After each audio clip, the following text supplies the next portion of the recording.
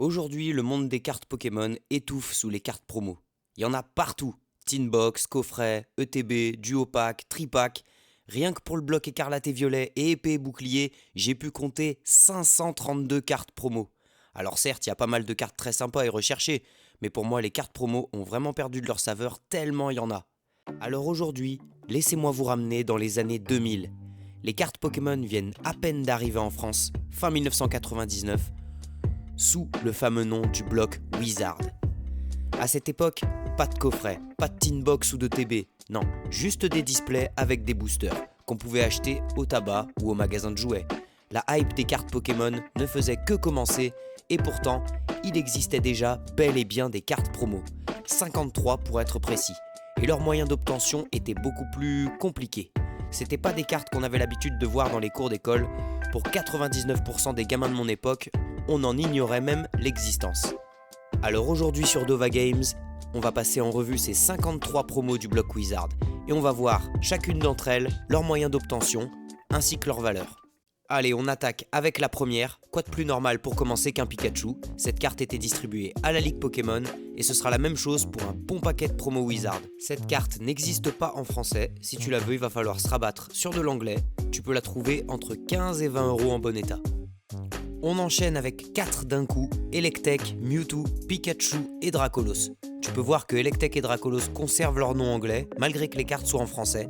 Et peut-être l'erreur de traduction la plus connue du Pokémon français, avec Mewtwo qui devient de Miaou. GG les traducteurs, j'aurais pas fait mieux. Ces 4 cartes étaient distribuées dans les cinémas pour la sortie du film Mew contre Mewtwo, le 5 avril 2000. Niveau valeur, tu peux compter 8-10 € pour Electek, environ 60 € pour Mewtwo, à peu près 30 € pour le Pikachu et 40 pour Dracolos. Enfin, les prix que je t'annonce, c'est pour du X minimum. Parce qu'après, si t'en as rien à foutre de l'état des cartes, tu peux les trouver bien moins chers dans des états complètement rincés. Ensuite, en 6ème, on a Arcanin, distribué à la Ligue Pokémon en saison 4, si je dis pas de conneries. Et tu peux la trouver pour une quarantaine d'euros. Pour la 7ème, on a un Rondoudou, disponible uniquement en anglaise. Tu pouvais l'avoir dans l'album CD sorti un peu après le film Mew contre Mewtwo. Et niveau prix, tu peux la retrouver entre 8 et 10 €. En 8ème et 9ème position, on a Mew, en version normale et en version holo, distribué à la Ligue Pokémon en saison 3 il me semble. La version normale, elle tourne dans les 30-40 € et la version holo plutôt dans les 70-80 €. Ça commence un peu à piquer. En numéro 10, on a un Miaous holo, uniquement en anglais, et on pouvait l'obtenir à l'intérieur de la boîte du jeu Pokémon Trading Card Game sur Game Boy Color. Et niveau prix, on peut la retrouver pour environ 15 € dans un bon état. En numéro 11, on a un Evoli holo, disponible uniquement en anglais et distribué encore une fois à la Ligue Pokémon en 2000. Si tu veux te la procurer, va falloir dégainer un petit billet de 20 balles. Ça va franchement pour un Evoli. En 12ème, on a droit à un Mewtwo, encore une carte qui n'est pas disponible en français, distribuée dans le magazine Nintendo Power, et pour info, c'est Christopher Rush, un illustrateur de Magic, qui s'est occupé de dessiner cette carte. Perso, c'est une de mes préférées. Par contre, on est sur une carte qui commence à coûter un bon bifton, puisqu'on la retrouve dans les 150 € en excellent état, et à plus de 220 € en Near Mint. Numéro 13, un magnifique Florizard holographique, uniquement en anglais, distribué dans le guide du jeu de cartes Pokémon officiel en avril 2000. Pour celle-ci, je ne l'ai pas trouvée en dessous de 140 €, mais je pense qu'elle les vaut parce qu'elle est vraiment magnifique. En 14e carte, on a encore un Mewtwo, disponible en français dans les cassettes VHS du film Mew contre Mewtwo, trouvable dans les 20 €, ce qui est plutôt abordable je trouve. En 15e, on a Porygon Cool, elle n'est pas dispo en français. Elle était distribuée en cas d'achat d'une Nintendo 64 avec le jeu Pokémon Stadium. Pour la valeur, on est sur du 40-50 € en bon état. En numéro 16, on a Computer Error, distribué à la Ligue Pokémon en saison 5, première dresseur promo, et c'est une des moins chères parce qu'on peut la trouver pour 3-4 € en Near Mint. Ensuite, j'ai mis la 17 et la 18 ensemble puisqu'on est sur une évolution. En 17, on a un magnifique Dark Persian holo. Comme le Mewtwo qu'on a vu précédemment, elle a été distribuée dans le magazine Nintendo Power aux États-Unis. Et en 18, un Miaous de la Team Rocket distribué à la Ligue Pokémon en 2000. Aux États-Unis, on pouvait aussi l'avoir à l'exposition Pokémon Millennium Dome. Ces deux cartes ne sont disponibles qu'en anglaise, comptez une trentaine d'euros pour le Persian et 25 pour le Miaous.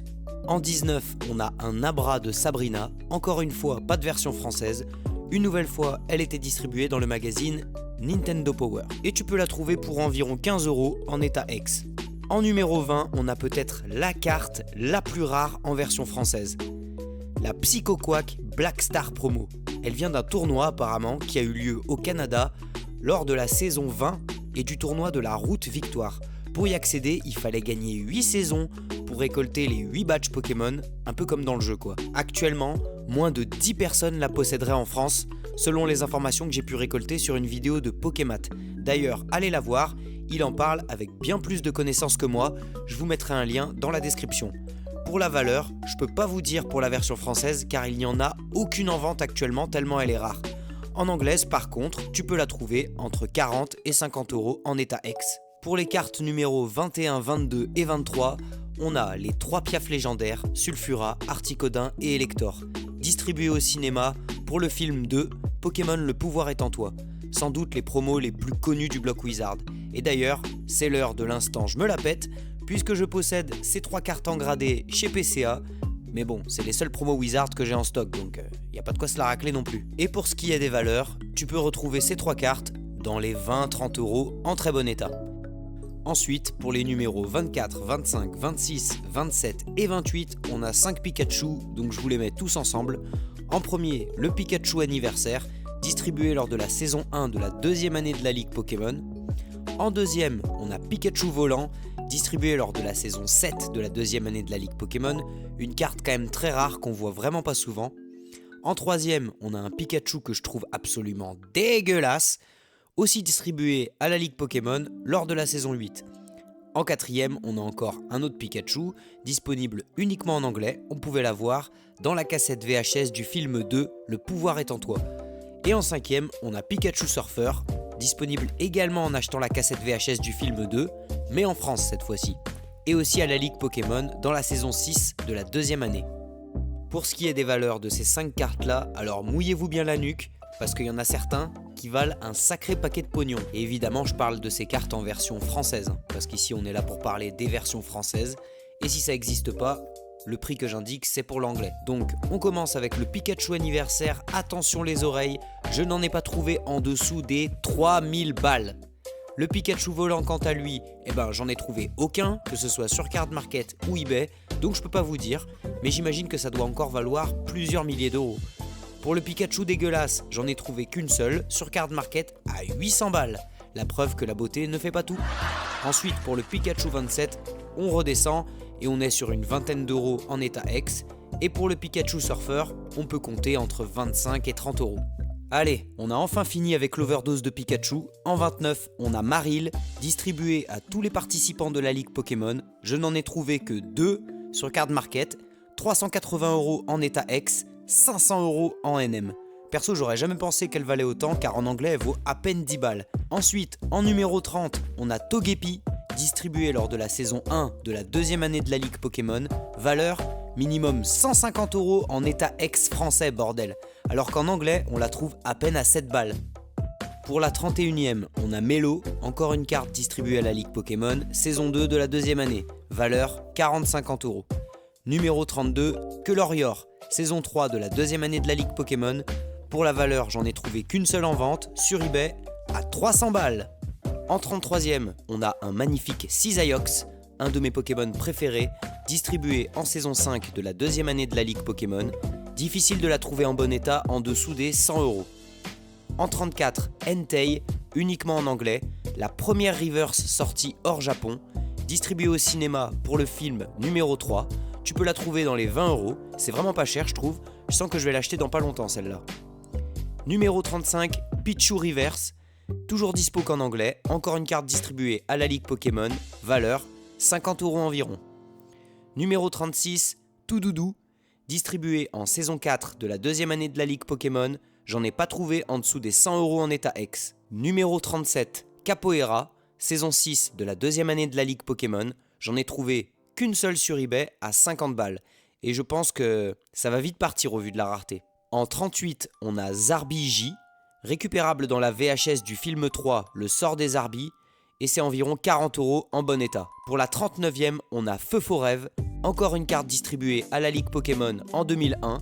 Ce sera la dernière carte disponible en français, après c'est que de l'anglais.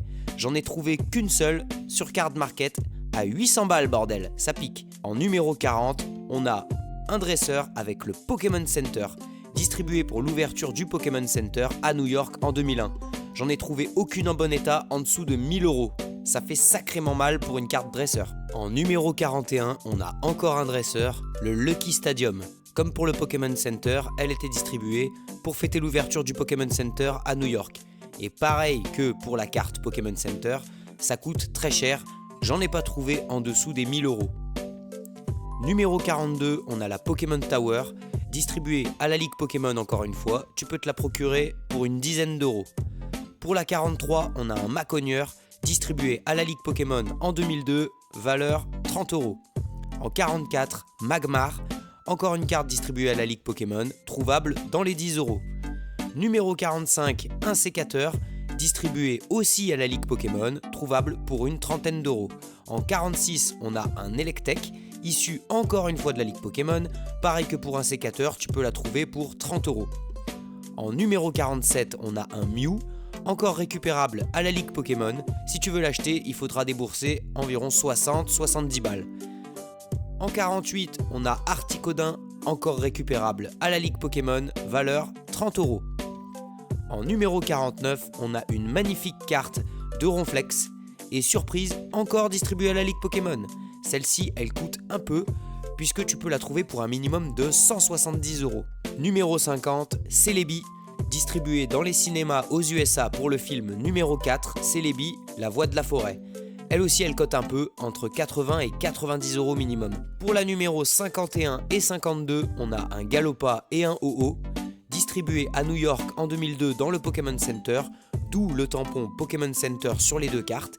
Il y a aussi une deuxième version sans tampon qui, elle, était disponible dans le magazine Nintendo Power en novembre 2002. Pour Galopa, comptez minimum 50 € pour la version normale, à peu près pareil pour la version Pokémon Center.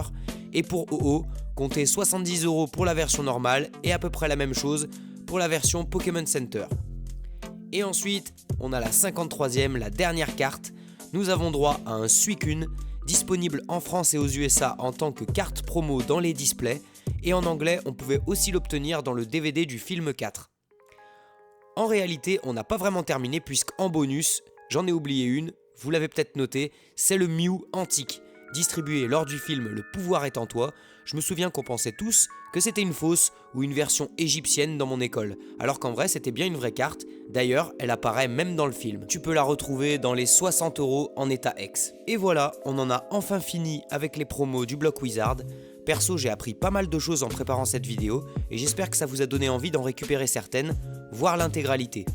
N'hésitez pas à me dire dans les commentaires la carte que vous préférez et si vous avez des idées pour une prochaine vidéo ou bien des conseils sur ma manière de faire, car c'est ma première vidéo donc j'ai certainement encore beaucoup de choses à améliorer.